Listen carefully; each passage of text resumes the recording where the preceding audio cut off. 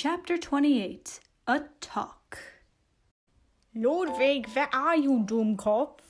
Gilbert entered the apartment shouting and almost kicking the door down. Answer, Bruder! The house was dark except for a light coming from Ludwig's study. He walked in that direction and found Ludwig sitting at the desk. Why the hell did you leave all of a sudden? Ludwig answered in a calm voice contrary to what Gilbert had expected. It was too crowded, so I left before. Lies! I bet you didn't even talk to the boy, right, Lud? Ludwig gasped at the statement. I knew it. You know, for the first time I thought perhaps you would be brave enough to pursue what you wanted, but as always you were afraid and ran away. What do you know? Ludwig slammed his fist on the table. He was clearly getting angry. You're my brother, whether you like it or not. And yes, Ludwig, I do know, and you always do the same thing. You may say that's your personality, but I think it has more to do with your fear of loving and being loved. I don't fucking know what you're talking about, Gilbert. Oh, he used the F word, Ludwig yelled. You do, Ludwig. You think you are not good enough for anyone. You avoid relationships because it's too much for you in your freaking little mind. Ludwig didn't say a word. Gilbert never talked to him like this. This was one of those few times in which he actually felt like a little brother. Seems you have nothing else to say, and you're not changing your mind either. I'll go to bed now. Gilbert took a few steps and then said, I don't know what's scaring you, Lud, but that boy clearly feels something for you. I hope this time you consider his feelings as well and not just yours. Ludwig raised his head, his eyes widely open. Gilbert left the room. What did he just say? His feelings? Uwu. Yay, the Uwus are back! The next morning at the Vargas residence, Romano knocked at Feliciano's door. The idiots are going to be late again. What are you waiting for? Romano didn't get an answer, so he knocked again. Feliciano, open the door, damn it! A weak voice came from inside. I'm not feeling well today, Fratello. You could go without me. You know Grandpa doesn't like me to leave you home alone, so... Feliciano opened the door. He had teary eyes. He clearly hadn't slept at all, and in his expression of pure sadness, Romano froze at the sight. Should I call the doctor? No, Romano, I'll be fine. Just go or you won't make it on time. Now he was worried. How the hell was he supposed, though, left his idiotic brother alone in those conditions? Even if he had been waiting for this day for long, he just couldn't leave Feliciano like this. Romano? What? I know you're worried for me, Fratello, but you being here won't help me at all. Also, I know you have something important to do today, explained Feliciano with a bit of a hint at that last sentence. How the hell did he know? Romano thought. Anyways, please don't stay here because of me. I think for now I'll be better alone. Thanks for being such a good brother and stop being so worried. Romano blushed slightly. Do as you want, bastard, but if you feel like dying, call me and I'll be right back. I don't want Grandpa to blame me for your state. Feliciano smiled and closed the door again. That idiot talks to me as if he knew me all too well. I'll have to send him a message all day to know if he's doing all right. Damn, it's late. I must have gone now. Woo! Romano parked the car in the allotted parking for the school and started to walk towards the entrance. He kept walking until he felt a hand on his shoulder. Feliciano, congratulations for the showcase. It was... Romano turned to face the person and growled. It was Kiku. Oh, I'm sorry, Romano. I thought you were your brother. My apologies. Do you know where he is? Romano was a bit pissed off. He hated being confused with his brother. What he hated even more was being compared to him. He had always felt inferior to his brother. He knew he wasn't as talented as him, but he could do other things better than him. He always thought about why didn't anyone notice this. Well, there was this person who seemed to like him more than his brother. That idiot didn't feel okay, so he didn't come to school. Really? I hope he's alright. I'll visit him after class. Excuse me again, Romano. The Japanese, oh gosh, it's back again. The Japanese waved and continued his way, accompanied by the tall Greek he was hanged with. That sentence is gonna make wonderful imagery, I know it. Those two kind of scare me. They look far more than close friends. I'll tell Feliciano not to spend too much time with them. Ah, yes, the return of homophobic Romano. Ooh, ooh. The day was almost over. It was what Romano had been waiting for. He walked hurriedly. It's not like he was running or something like that. Who would run to a class? But stopped when he saw the beautiful Belgian girl from his science class approached him. Aww!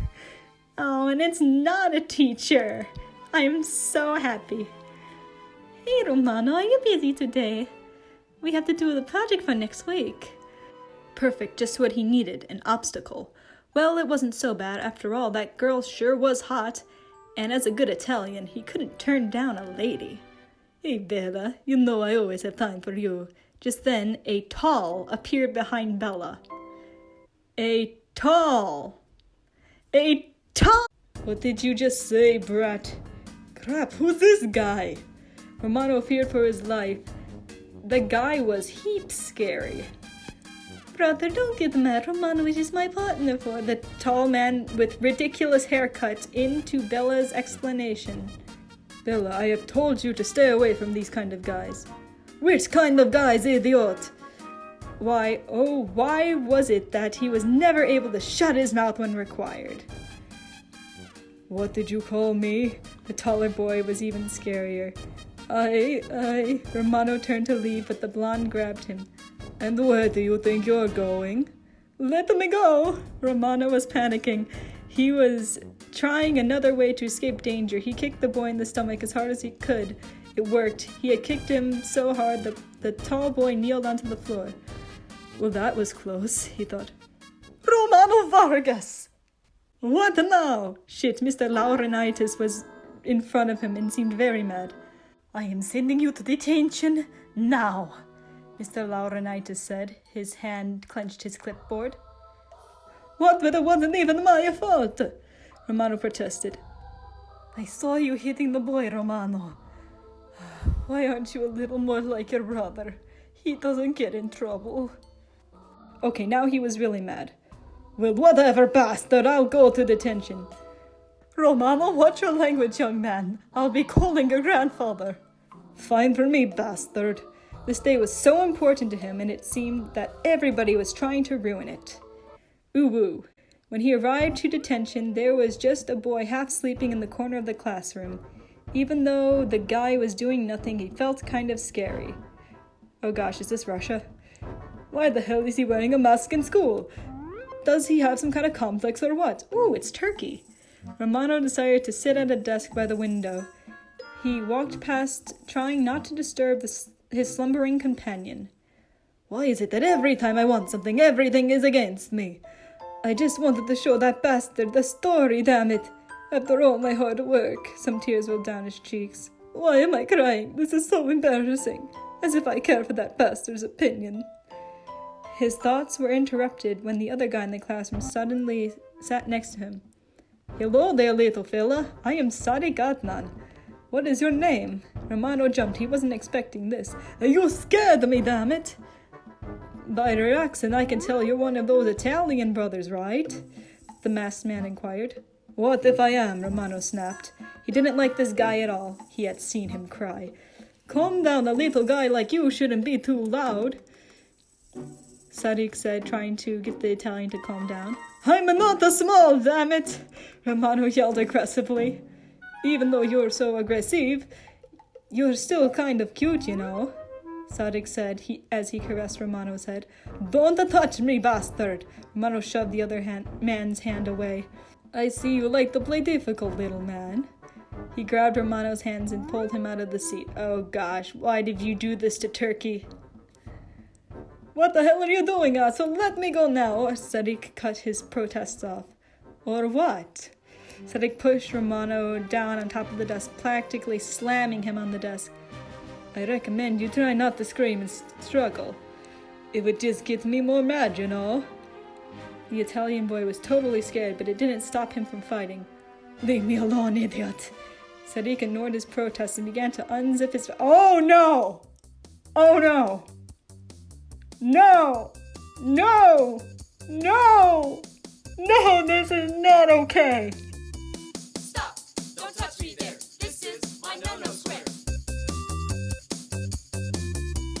And began to unzip his pants while holding Romano's hands with just one arm.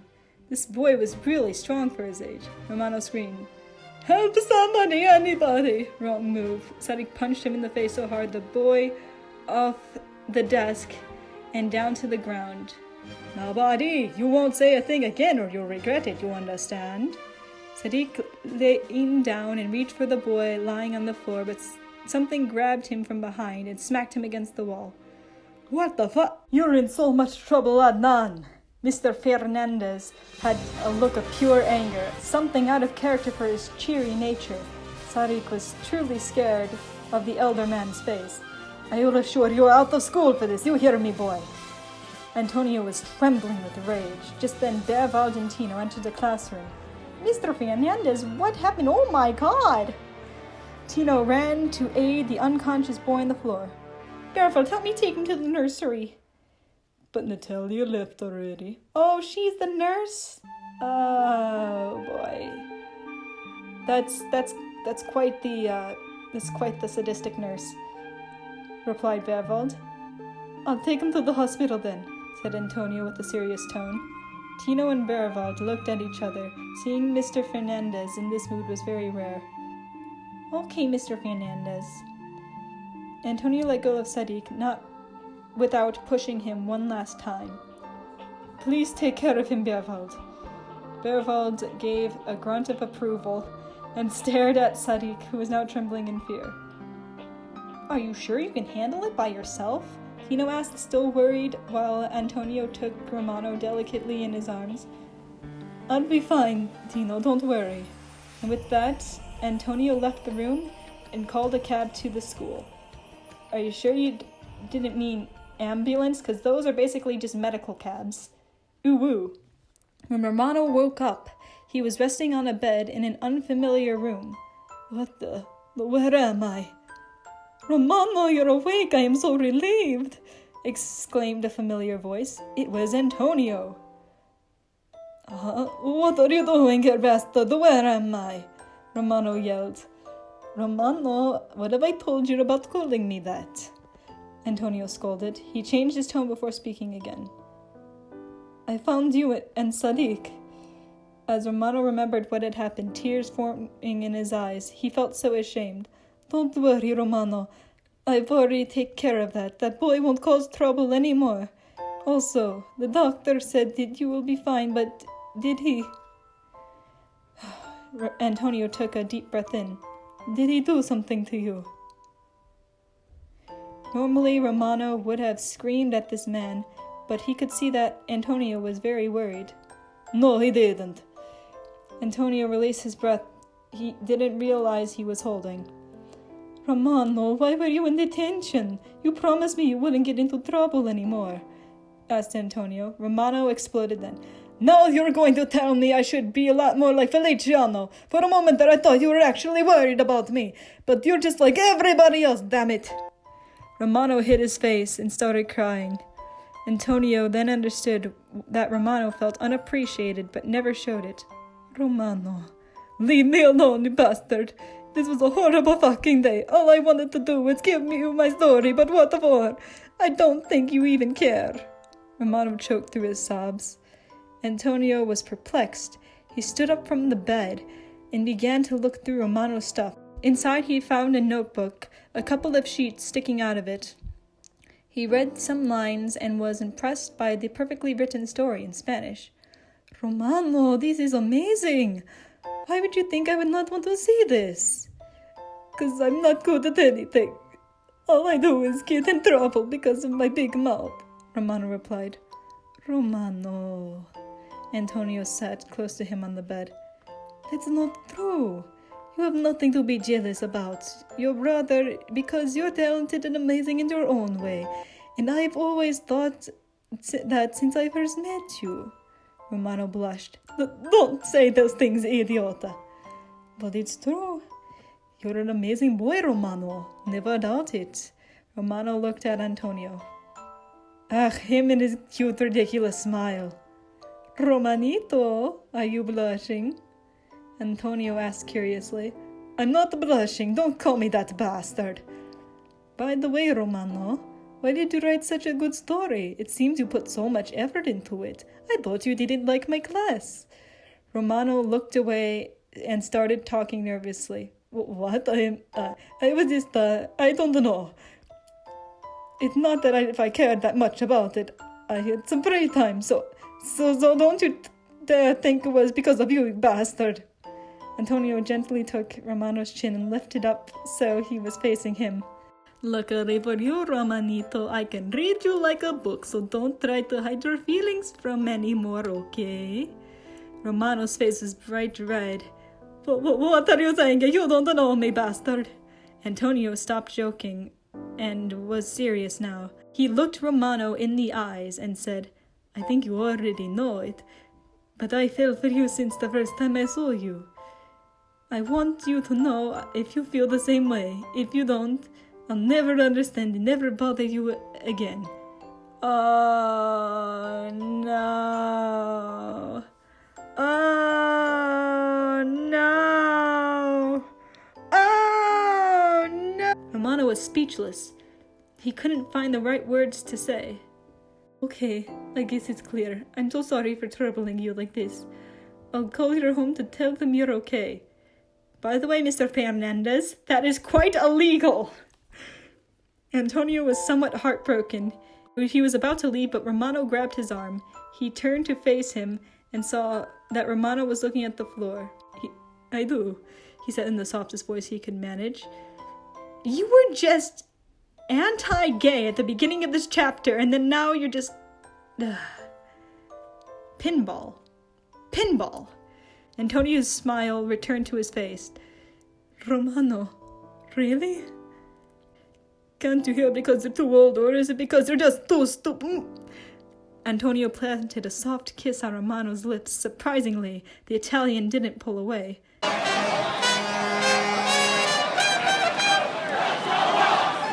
going to jail! When they separated, Antonio said, You won't regret this, Romano. Antonio hugged the boy. Romano rested his face on the other man's shoulder. Te amo, Antonio. You were just sexually assaulted not even an hour ago, and they just... Oh, you're a weird person, Romano. Antonio gasped at these words and faced Romano, who was smiling. This was a shock to him because he had never seen the boy smile before. He was astonished. Yo también te amo, Romano. They kissed sweetly again. Ooh, indeed. Are you sure you're right, Romano? Arsenius asked his older son. I told you I am, damn it, Arsenius asked, not because of what happened to his grandson. It seemed nice that the Spanish teacher who took care of him had arranged everything, but because this boy looked rather happy when he picked him up from the hospital. That scared him because Romano was rarely like this. Perhaps you hit your head too hard, Arsenius reassured. Or perhaps it was you who hit his head too hard, Romano snapped back. The one you should take care of is Feliciano. He wasn't feeling good today. Really? What's wrong with him? Arsenius asked worriedly. I asked him, but he won't tell me. He looks pretty bad too, explained Romano. Okay, Romano. I'll go check on him. Please go have a rest, replied Arsenius. Perhaps you shouldn't go to school tomorrow. No, I'm okay. I'll go to bed now. Romano ran up the stairs. With that swinging mood, it will be hard for my boy to find someone who understands him, Arsenius muttered. After Romano was out of sight, he left his suitcase and coat in the hall before leading to Feliciano's room. Ooh. Feli, may I come in? Arsenius stood at the door of Feliciano's room. Hello, Grandpa. How was your day? Even though he was behaving normally, Arsenius could see that his grandson wasn't himself today. Feli, I'm sorry I couldn't make it to your showcase. You must have been amazing, Arsenius exclaimed. He truly did want to see Feliciano's performance. It's okay, Grandpa. I know you had to go on that trip. I heard you weren't feeling all right today. You look horrible. Should I call a doctor? No, Grandpa, it's not necessary. You can't be like this, Feli. I'm not sick, Grandpa. I'm just sad. Why is it? Well, I'm... You can tell me anything, grandson. Arsenius was always that kind of person to his grandchildren. I like somebody, he managed to finally say. Oh, is that so? And what is the problem? I think this person doesn't like me. Did she tell you so? Crap. What would Grandpa think if he knew I'm in love with a man who happens to be my math teacher? Well, it's not like he's the one to talk about how a relationship should be. He thinks we don't notice he brings ladies to our place. Who would think a man of his age would do such a thing? Feliciano thought. No, but Arsenius cut him off. Then why do you think she doesn't like you? You know, Feli, one of the worst mistakes humans do is thinking for others. Huh? Thinking for others? What did that mean? We assume things and stop ourselves pursuing our goal because we think we know the outcome. To sum it up, we take things for granted and we lose opportunities. Don't let that happen to you. I think that before thinking of the thoughts that depress you, you should at least ask her how she feels. Don't you think? Feliciano reasoned with himself for a while. He finally decided that what his grandpa said was true. Elisabetta had told him something similar. He won't be afraid, he decided. He would tell Ludwig how he felt.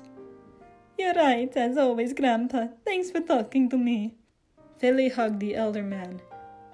Besides, you do inherit the Vargas charm. I don't see why she would reject you. Then Arsenius's moment of clarity disappeared, but Feliciano's decision didn't.